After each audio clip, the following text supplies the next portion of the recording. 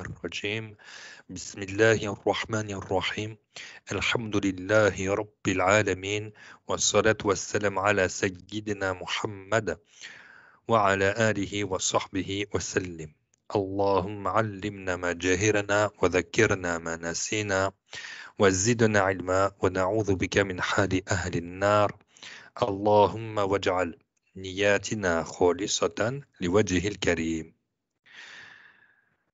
Donc, dans la suite du chapitre des devoirs du cœur, il y a regretter d'avoir commis les péchés. Donc, le repentir, ça fait partie des obligations. C'est un devoir. C'est une obligation. Allah Ta'ala nous a rendu obligatoire de faire sa repentance. C'est une obligation, subhanallah.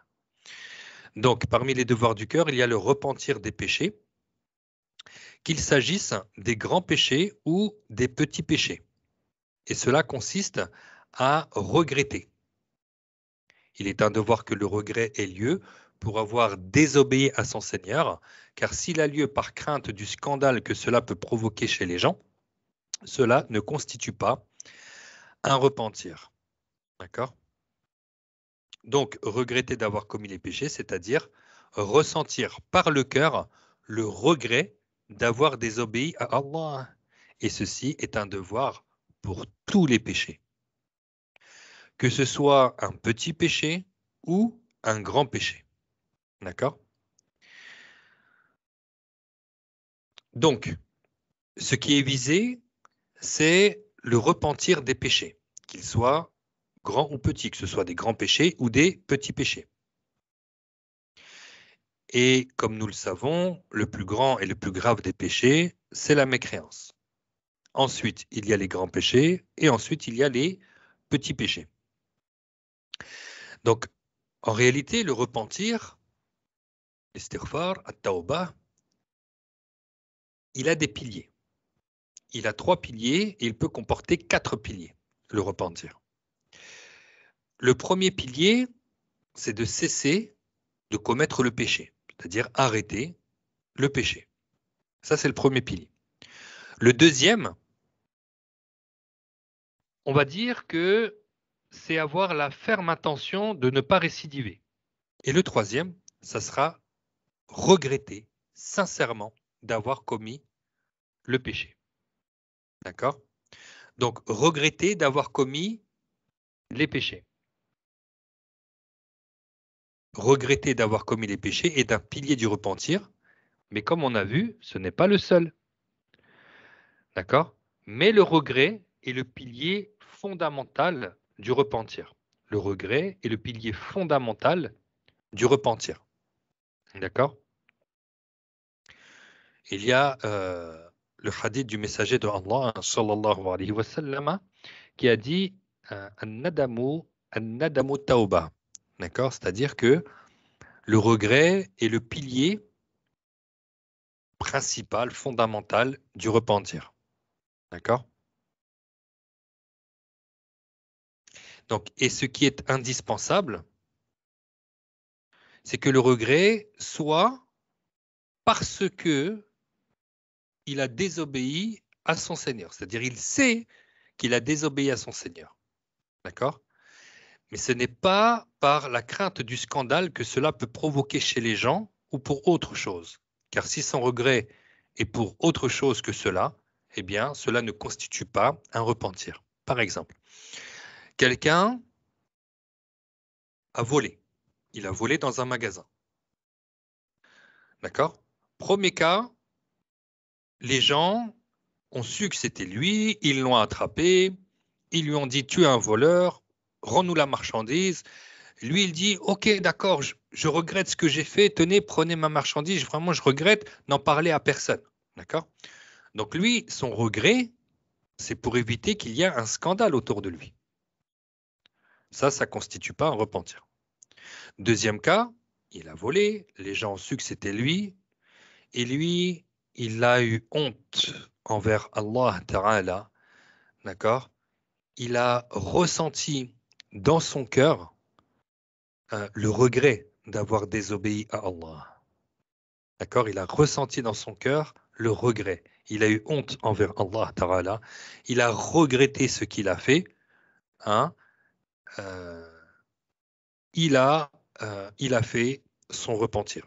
D'accord? Il a arrêté le péché, il met l'intention de ne plus recommencer et il a vraiment regretté ce qu'il a fait parce il s'est avoué qu'il a désobéi à Allah Ta'ala, hein, et il le regrette, hein, pour cela.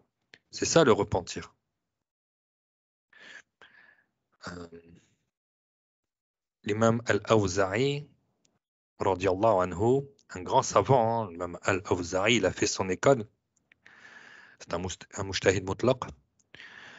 Lui, il a dit, celui, celui qui cherche la perfection, celui qui cherche la perfection, euh, en plus de s'être repenti de ses péchés, lui, il va regretter d'avoir occupé son temps sans obéir à Dieu, sans faire de ibadah. Ça ne veut pas dire que pendant ce temps-là, il a désobéi à Dieu. Non. Juste, il a laissé le temps s'écouler. Et dans le temps qui s'est écoulé, il n'a pas adoré Dieu. Hein? Il n'a pas fait d'acte qui le fait se rapprocher de l'agrément de Dieu.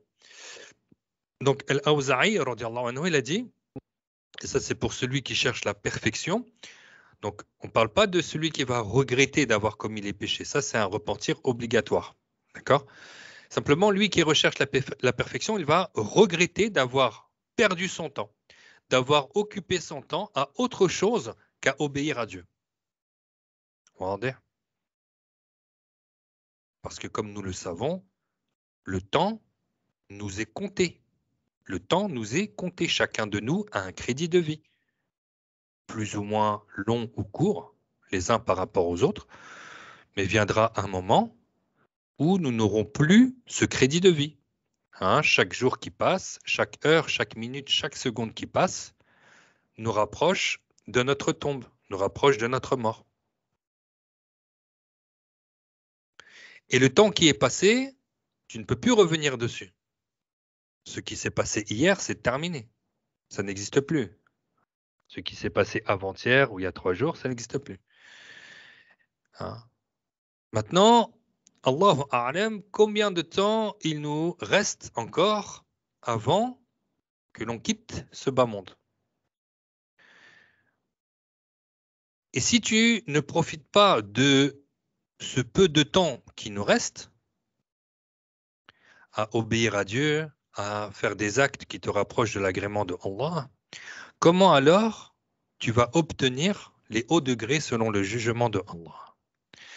N'est-ce pas qu'au paradis, il y a 100 degrés? Au paradis, il y a 100 degrés. Ça ne veut pas dire que il y a 100 étages. Non, il y a 100 degrés. Les degrés, tu les obtiens par tes actes d'adoration sincères. Plus tu fais d'actes d'adoration, plus tu augmentes en degrés selon le jugement de Allah. Par exemple, on prend 2 musulmans qui font la prière, ils font leurs 5 prières obligatoires, mais il y en a un qui lui fait les rawatib, il fait des nafilas, alors que l'autre se limite aux 5 prières obligatoires. Qui est le meilleur selon le jugement de Allah? Celui qui fait ses rawatib. Et il fait des nafilas. D'accord? Donc lui, selon le jugement de Allah, il est meilleur que cet autre. D'accord? Donc il a un degré supérieur. C'est ça lorsqu'on parle des degrés. Donc au paradis, il y a 100 degrés. Donc plus tu augmentes ton degré selon le jugement de Allah, et plus tu seras récompensé par Allah Ta'ala dans l'au-delà. C'est pour cela qu'il y en a qui auront la félicité au paradis pour le commun des gens, qui est réservée pour le commun des gens, le commun des musulmans. C'est celle que nous connaissons, nous avons connue à travers le Coran, à travers les dires du messager de Allah, sallallahu alayhi wa sallam. Puis il y en a d'autres qui auront une autre félicité au paradis. Cette félicité, C'est ce qu'aucun œil n'a jamais vu, ce qu'aucune oreille n'a jamais entendu et ce qui n'a traversé le cœur d'aucun humain. Donc ceux qui auront cette félicité particulière, ce n'est pas les gens du commun. Hein. Ce sont les vertueux. Hein. Et cette félicité, elle se trouve dans El Firdaus El-A'la. C'est ce qu'aucun œil n'a jamais vu, aucune oreille n'a jamais entendu, et ce qui n'a traversé le cœur d'aucun humain. Tu peux imaginer quelque chose de magnifique et d'exceptionnel, ce ne sera pas ça, ça sera plus encore. Et même si tu imagines plus, ça sera plus encore. C'est ce qui n'a traversé le cœur d'aucun humain. Donc, si nous voulons accéder, arriver à rentrer dans Al-Firdaus al-A'la, il ne faut pas perdre son temps en fait. Il faut l'occuper à faire le bien. Sinon, comment tu vas obtenir plus de degrés selon le jugement de Allah si tu ne fais rien? On connaît l'expression, celui qui ne fait rien n'a rien. C'est logique. Donc, si on reprend la parole de l'imam Al-Awza'i qui te dit, pour celui qui recherche la perfection, en plus de s'être repenti de son repentir obligatoire, il va regretter le temps qui s'est écoulé et dont il n'a pas fait d'adoration dans ce temps-là. D'accord? Maintenant, si on revient au repentir obligatoire, arrêter le péché, le regretter sincèrement et ne plus le recommencer, l'intention de ne plus recommencer, ça, ce sont les trois piliers du repentir qui est obligatoire. Hein. Et parfois, le repentir comporte un quatrième pilier. C'est quoi ce quatrième pilier? C'est que si la personne, elle a été injuste, elle doit réparer l'injustice. Alors, celui-là aurait pu être injuste envers Allah, comme par exemple, s'il n'avait pas fait la prière, d'accord, il n'a pas répondu à un ordre de Allah, il a été injuste envers son Créateur, il se doit de rattraper les prières manquées. S'il n'a pas jeûné les jours de jeûne dans Ramadan, il se doit de rattraper les jours de jeûne dont il n'a pas jeûné, alors qu'il n'avait pas d'excuse. Par exemple, s'il ne s'est pas acquitté de la zakat, il se doit de payer la zakat qu'il n'a pas payée, etc., etc. Maintenant, s'il a été injuste envers les gens, donc ça c'est une deuxième forme d'injustice, c'est être injuste envers les gens, par exemple, il a agi dans le bien des gens sans droit. Il a été injuste envers eux. Donc il a été injuste dans ses biens, il a volé, ou il n'a pas remboursé ses dettes, ou il a été injuste dans son honneur, il l'a insulté, il l'a rabaissé, ou il a été injuste. Yani, toute injustice qui a été commise envers un musulman doit être réparée. Donc, il doit lui demander le pardon, il doit lui rendre ce qu'il a volé, il doit lui rembourser ce qui lui a été prêté.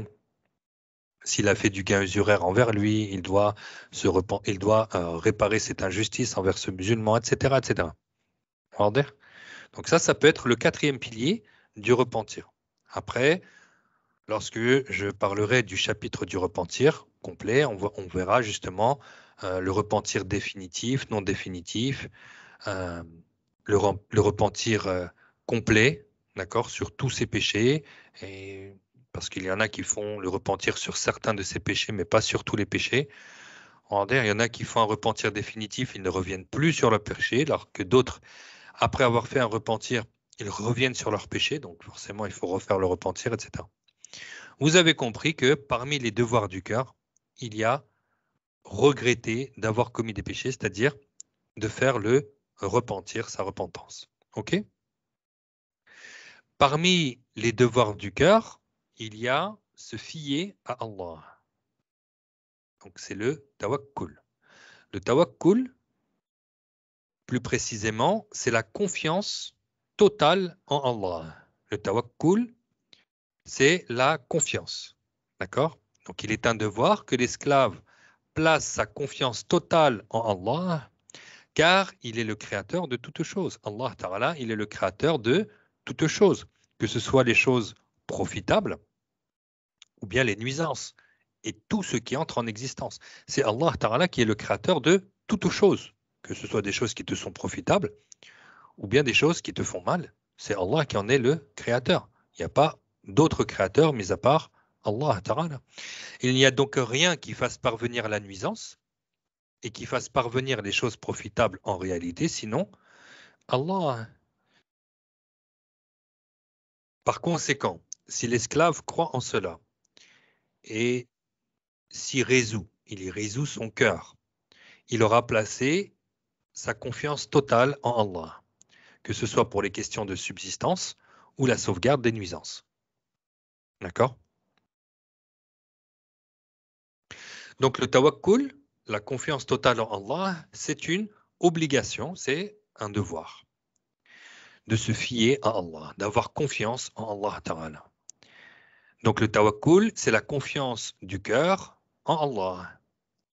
Alors comment la personne place sa confiance en Allah? C'est en ayant pour croyance que c'est Allah Ta'ala, le créateur de toutes choses, que ce soit des choses qui lui sont profitables ou bien les choses qui lui sont nuisibles. Il sait, et c'est sa croyance, que c'est Allah le créateur de toutes choses. Donc, quoi qu'il arrive, ben, il se fie à Dieu. D'accord? Quoi qu'il arrive, il se fie à Dieu et donc il s'en remet à Allah Ta'ala. Il s'en remet à Allah Ta'ala. D'accord? Et plus la personne augmente en tawakkul, plus elle a de force pour surmonter les épreuves. Plus la personne elle fait preuve de tawakkul, et plus elle a de force pour surmonter les épreuves. واضح؟ يعني, dans n'importe quelle situation où l'on se trouve, eh bien, on s'en remet à Dieu, on se fie à Dieu, on accepte tout de la part de Allah, on accepte tout de la part de Allah, et quoi qu'il arrive, eh bien, on s'en remet à Dieu. D'accord? Rappelez-vous du hadith du messager de Allah, sallallahu alayhi wa sallam, qui nous apprend que si tous les humains et tous les djinns se réunissaient pour te nuire, d'accord? En réalité, ils ne te nuiront que parce que Allah t'a prédestiné. Que parce que Allah t'a prédestiné. Donc, quoi qu'il se passe comme événement dans ta vie, tu sais, tu crois que c'est Allah le créateur de toutes choses, que c'est Allah qui a voulu cela pour toi, et ce de toute éternité, que tu te trouves dans telle ou telle situation, dans tel bonheur ou dans tel chagrin, dans telle épreuve. C'est Allah qui en a voulu ainsi. Et toi, tu t'en remets à Allah. D'accord? Et tu te rappelles de tout ce que tu as appris du Coran. Par exemple, lorsque Allah il te dit Inna Allah ma'a sabirin, c'est-à-dire certes, Allah accorde la victoire à ceux qui font preuve de patience. D'accord? Dans les épreuves. Ou bien euh, tu te rappelles que deux, euh, après, euh, après une difficulté viennent deux facilités. Après une difficulté viennent deux facilités. D'accord? فَإِنَّ مَعَ الْعُسْرِ يُسْرًا. إِنَّ مَعَ الْعُسْرِ يُسْرًا. Les savants ils ont expliqué dans la science de Balagha que lorsqu'il te parvient une difficulté, eh bien, tu auras deux facilités. Vous rendez? Donc, tout ça pour en revenir qu'il faut faire preuve de tawakkul envers Allah Ta'ala. D'accord? Tu as confiance en Allah Ta'ala dans toutes les situations, dans tout ce qui peut se produire dans ta vie. Tu as des demandes que tu n'obtiens pas. Tawakkul ala Allah. Il y a des gens qui veulent te nuire. Tawakkul ala Allah. Yani, ils ne te nuiront que ce par quoi Allah t'a prédestiné. Euh, Quelqu'un voudrait se marier, il demande à Allah Ta'ala, tawakkul ala Allah. Quelqu'un est dans un besoin financier, tawakkul ala Allah, il demande à Allah Ta'ala. D'accord? Allah Ta'ala, c'est lui le créateur de toutes choses. Alors, nous nous rappelons que tout est prédestiné par Allah Ta'ala et nous n'aurons pas plus, pas moins que ce que Allah nous a prédestiné. Et se joint à cela,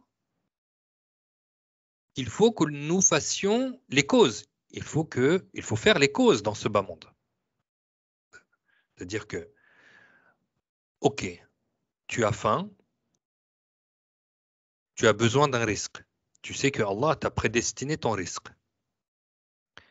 Mais est-ce que tu as le droit de t'asseoir dans le coin d'une pièce et d'attendre que ton risque te parvienne? Non, tu n'as pas le droit. Tu n'as pas le droit de te laisser mourir dans un coin d'une pièce. Tu n'as pas le droit de faire ça. Est-ce que tu as le droit de, alors que tu es aux portes du désert, sans eau, je vais rentrer dans le désert, je vais marcher, tawakkul ala Allah, je me fie à Dieu, d'accord? Et arrivera ce qui arrivera. Non, tu n'as pas le droit de faire ça. Ça veut dire quoi? C'est parce que tu n'as pas le droit d'aller à ta perte. Tu ne vas pas amener ton corps à ta perte. C'est ça que tu n'as pas le droit. Tu n'as pas le droit de rentrer dans un désert sans faire la cause de survie dans ce désert. Donc, faire la cause, ça ne remet pas en question le tawakkul. Tout comme faire preuve de tawakkul, ça ne te dit pas de délaisser les causes. Regardez, on fait preuve de confiance totale en Allah et nous faisons les causes. Regardez. Rappelez-vous cet homme qui est venu au messager de Allah, sallallahu alayhi wa sallam, avec sa monture. Et il lui a dit, au messager, Ya Rasulallah, est-ce que j'attache ma monture ou je me fie à Allah? Allahu Akbar. Il a dit, est-ce que j'attache ma monture ou je me fie à Dieu? Vous voyez, le messager de Dieu, le prophète de Allah Ta'ala, le prophète Muhammad sallallahu alayhi wa sallam, qu'est-ce qu'il lui a répondu? Il lui a dit, attache ta monture et fie-toi à Dieu. Donc fais la cause et fie-toi à Dieu. Je vous ai dit, c'est pas parce qu'on fait une cause que ça va remettre en question le tawakkul. D'accord? Non. Et tu fais la cause et tu te fies à Dieu. Et n'arrivera que ce que Allah t'a prédestiné. Mais fais la cause. Encore une fois, tu n'as pas le droit d'attendre dans le coin d'une pièce que ton risque te parvienne. Sans faire la cause. Sans faire la cause d'aller chercher son risque. C'est-à-dire sa subsistance. Pourquoi? Parce que tu n'as pas le droit de te laisser mourir de faim et de soif. Donc tu fais la cause et tu te fies à Dieu. Tout simplement. Wader. Et qu'est-ce qu'on a dit tout à l'heure? La personne qui augmente en tawakkul a plus de force pour surmonter les épreuves et les difficultés. Et on apprend dans un hadith du messager, alayhi wassalam, que celui qui fait preuve d'un tawakkul véritable, donc il délaisse toute confiance aux gens, à autre que Allah, et il ne la donne qu'à Allah Ta'ala. Eh bien, celui qui fait preuve de tawakkul véritable, il aura sa subsistance, tout comme les oiseaux lorsqu'ils sortent en ayant le ventre vide, et ils rentrent rassasiés. D'accord? Celui qui fait preuve de confiance totale en Allah Ta'ala, véritablement, il aura son risque, sa subsistance, comme les oiseaux lorsqu'ils partent affamés et ils rentrent rassasiés.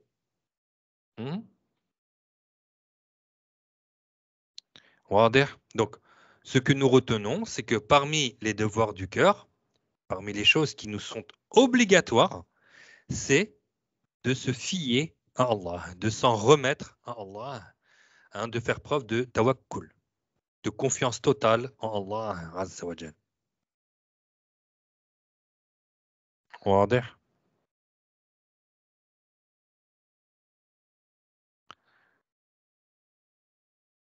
Parmi les devoirs du cœur, il y a se surveiller pour Allah, c'est-à-dire d'avoir la crainte de Allah de façon à accomplir les obligations et à se garder des péchés.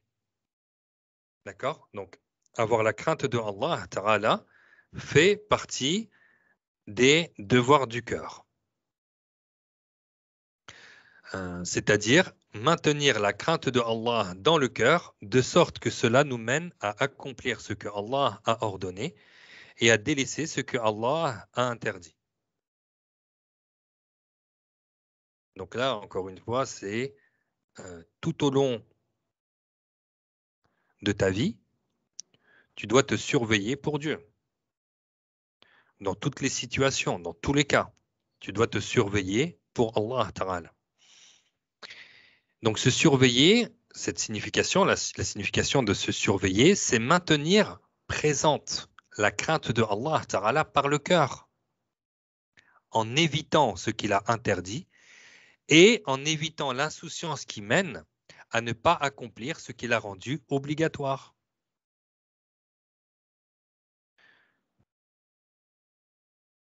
Par exemple,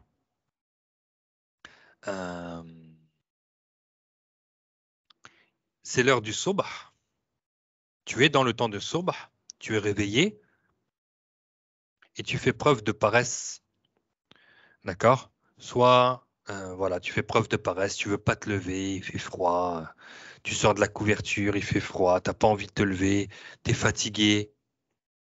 Walakin, tu dois te surveiller pour Allah Ta'ala. Donc, tu évites cette insouciance qui mène à ne pas accomplir ce que Allah t'a rendu obligatoire. Et là, tu te dis, A'udhu billah, je crains Dieu, il m'a ordonné de faire la prière du subh. Je dois me lever par obligation, par soumission à Allah Ta'ala. Par amour pour Allah Ta'ala, je dois me lever. Et je ne veux pas faire partie des grands pécheurs, de ceux qui méritent le châtiment de Allah Ta'ala. Je me lève et je vais faire mon wudu et je vais faire ma prière, hein, sans réfléchir à autre que cela. Je fais preuve de crainte et de piété à l'égard de Allah Ta'ala. Je me lève. Je ne fais pas preuve de paresse ni d'insouciance. On va dire?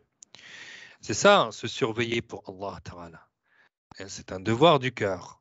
C'est maintenir présente la crainte de Allah par le cœur, en évitant ce qu'il a interdit. Il y a un péché qui se présente à toi. Fais preuve de piété à l'égard de Allah. Fais preuve de crainte à l'égard de Allah. Et ne tombe pas dans le péché.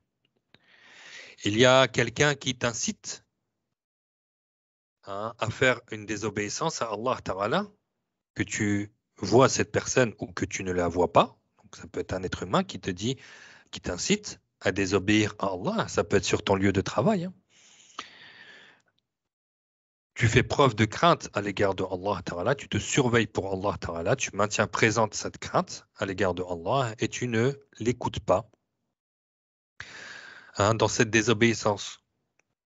Et si c'est un djinn qui t'insuffle, c'est la même chose. Tu ne le suis pas, tu ne l'écoutes pas, hein, dans ce qu'il t'oriente et qui constitue une désobéissance à l'égard de Allah Ta'ala. Tu te surveilles pour Allah Ta'ala, tu fais preuve de piété, de crainte à l'égard de Allah Ta'ala. C'est pour cela que dès que quelqu'un accède à la responsabilité, il lui est un devoir de prendre la ferme résolution d'observer tout ce que Allah a rendu obligatoire sur lui, en fait d'accomplissement des devoirs et d'abandon des interdits. Donc, dès que l'enfant, eh bien, il devient pubère, il devient muballigh, donc il devient responsable, il doit prendre la ferme résolution dans son cœur d'accomplir tout ce que Allah lui a rendu obligatoire, bien sûr après avoir appris les règles. Hein. Et normalement, comme on a déjà vu auparavant, c'était le devoir du tuteur de lui enseigner hein, cela. Et il prend ce responsable, il prend la ferme résolution d'abandonner, d'éviter tout ce que Allah a interdit de pratiquer. Pourquoi?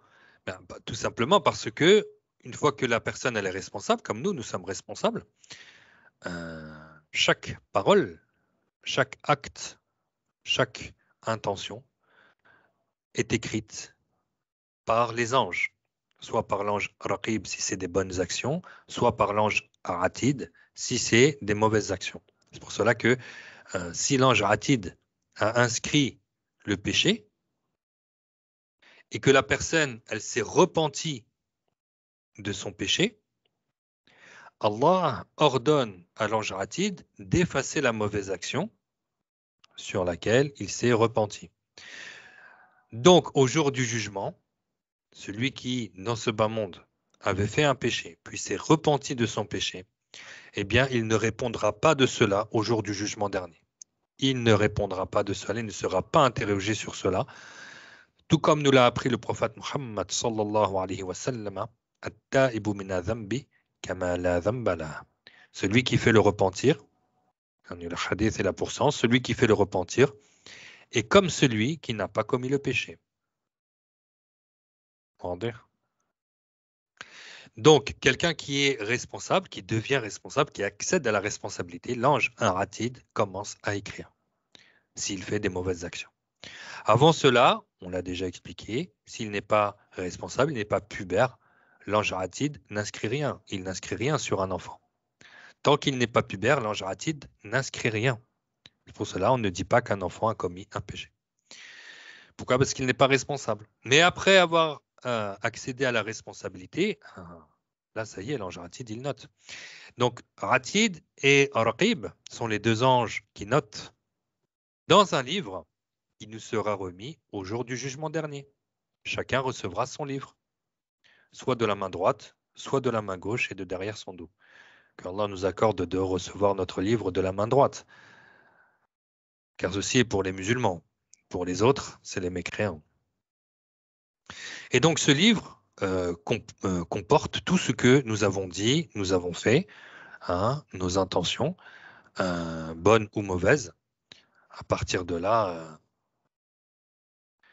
on devra répondre sur tout cela. Et on demande à Allah Ta'ala qu'il nous pardonne hein, les péchés que nous nous rappelons et les péchés que nous avons oubliés. Amin. Amin, ya Rabbal Alamin. Aucun d'entre nous ne veut avoir une once de péché sur les épaules au jour du jugement dernier. Donc, observons ce qui est rendu, ce qui nous a été rendu obligatoire, hein, et accomplissons nos obligations. Parmi les obligations, c'est se surveiller pour Allah, tout comme on a vu le repentir, tout comme on a vu être sincère hein, pour Allah Ta'ala, tout comme on a vu qu'il faut se fier à Allah Ta'ala, et il faut aussi être satisfait de Allah, dans le sens de se soumettre à lui et d'abandonner l'objection. Et il y a aussi glorifier les rites de la religion agréés par Allah. Donc ça, ce sont les devoirs du cœur. C'est-à-dire être satisfait. Être satisfait de Allah, c'est-à-dire être satisfait de la prédestination de Allah Ta'ala. Je vous ai dit tout à l'heure, on accepte tout de la part de Allah Ta'ala. Hein? Dans le sens de se soumettre à lui et d'abandonner l'objection. Croire en tout ce qu'il a prédestiné, que ce soit ce qui est doux ou amer. D'accord? Donc, il est un devoir pour la personne responsable de se satisfaire de Allah, c'est-à-dire de ne pas se révolter contre Allah Ta'ala, ni par la croyance, ni par la parole, ni en son fort intérieur, ni en son apparence. au sujet de sa destinée et de sa prédestination. Ainsi, on se satisfait de Allah tabaraka wa ta'ala concernant sa prédestination du bien et du mal, de l'agréable et du désagréable, de la satisfaction et de la tristesse, du bien-être et de la douleur, en distinguant les choses prédestinées et destinées. Ainsi, ce qui est prédestiné et destiné fait partie soit de ce que Allah agrée, soit de ce que Allah n'agrée pas. Je vais expliquer tout cela. Ce qui est destiné et que Allah agrée, l'esclave de Allah, loi, doit l'aimer. Et ce qui est destiné et que Allah n'agrée pas, comme les choses interdites, l'esclave doit les détester sans pour autant détester la prédestination et la destinée de Allah de cette chose-là. Les péchés font partie de l'ensemble des choses que Allah Ta'ala prédestine et destine. Il est donc un devoir pour l'esclave de les détester puisque Allah Ta'ala ne les agrée pas et a interdit à ses esclaves de les commettre. Ainsi, il n'y a pas ici d'incompatibilité entre la foi en la prédestination et en la destinée de Allah et le fait de détester certaines choses que Allah prédestine et destine. En effet, ce dont il est obligatoire de se satisfaire, c'est de la prédestination qui est un attribut de Allah Ta'ala et de la destinée qui est un attribut de Allah. Quant aux choses qu'il est un devoir de détester, ce sont les choses prédestinées et destinées qui sont interdites selon le jugement de Allah. Donc quand on a dit qu'il faut être satisfait de la prédestination de Allah Ta'ala,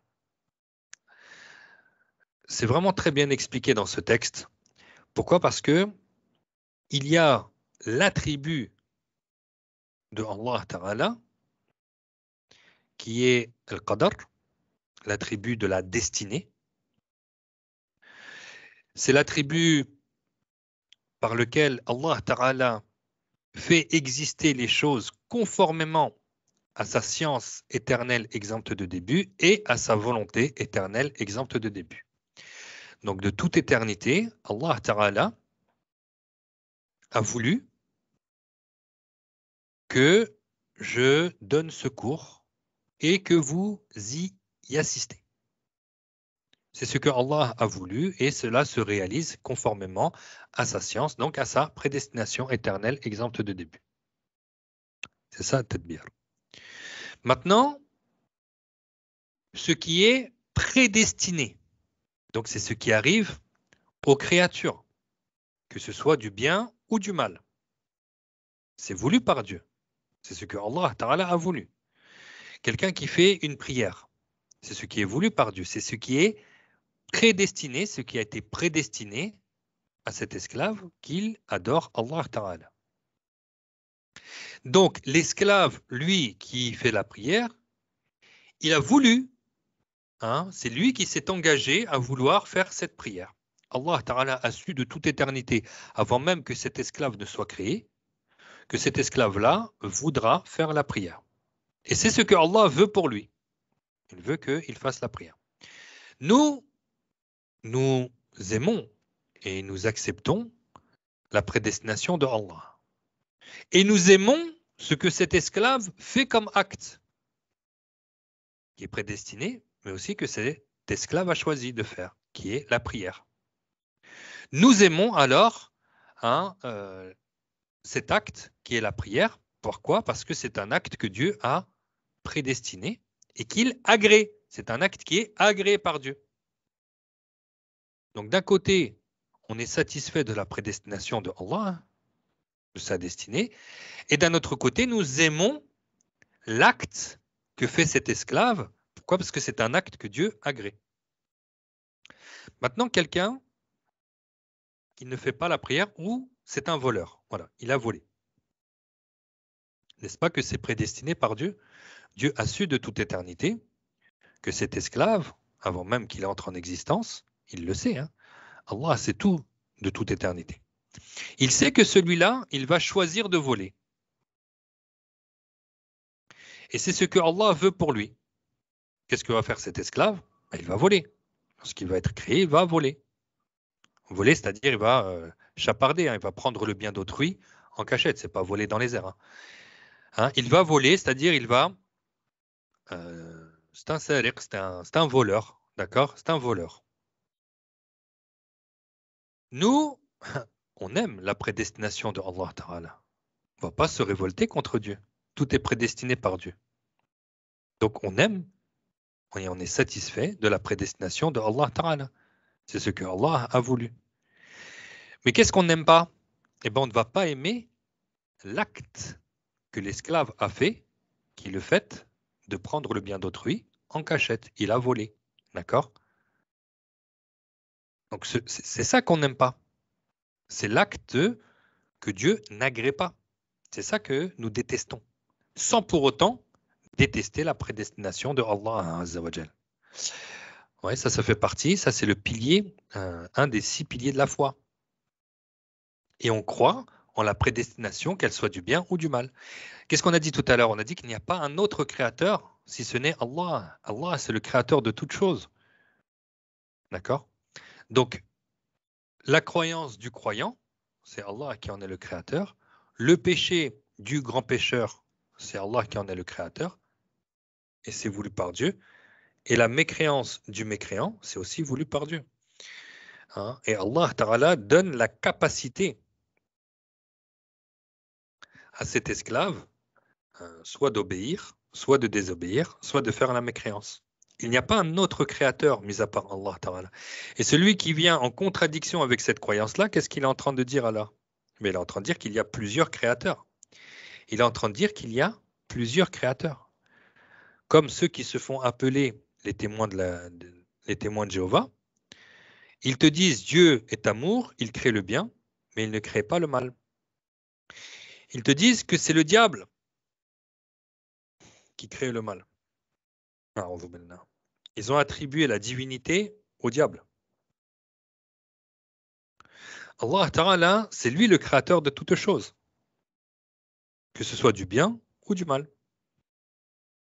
D'accord? Que ce soit du bien ou du mal. Donc il n'y a pas un autre créateur mis à part Allah Ta'ala. D'ailleurs, c'est comme ça que l'a défini l'imam Abul Hassan al-Ash'ari sur la parole La ilaha illallah. Il n'y a pas d'autre créateur si ce n'est Allah. Allah est le créateur du bien et du mal.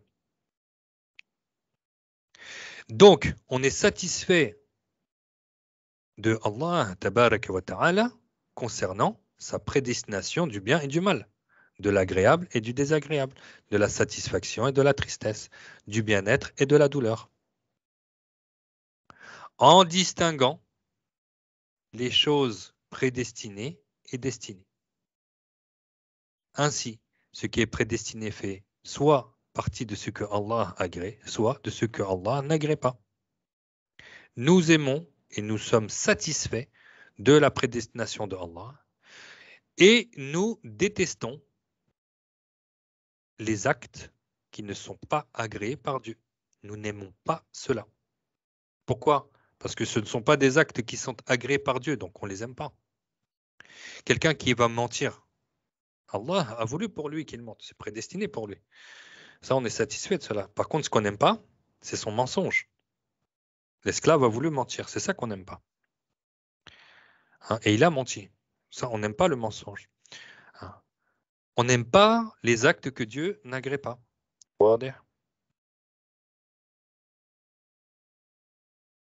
Alhamdulillah. Vous voyez, notre croyance, elle est claire. Il n'y a pas d'ambiguïté, il n'y a pas d'incompatibilité. Tout est clair. Il suffit juste d'avoir la bonne explication, masha'Allah. Et on remercie Allah Ta'ala d'avoir connu le cher Abdullah radiallahu anhu. Et si on ne l'a pas connu physiquement, on le connaît à travers ses livres. D'accord? Ces livres sont reconnus par les savants du monde entier comme étant la science et la croyance de Ahlus Sunnah wal Jama'a. Alhamdulillah qu'on profite de son héritage.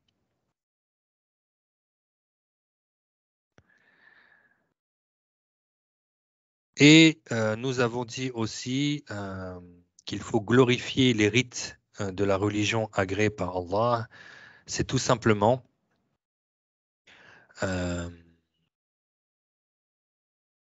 Ne pas manquer de considération envers eux.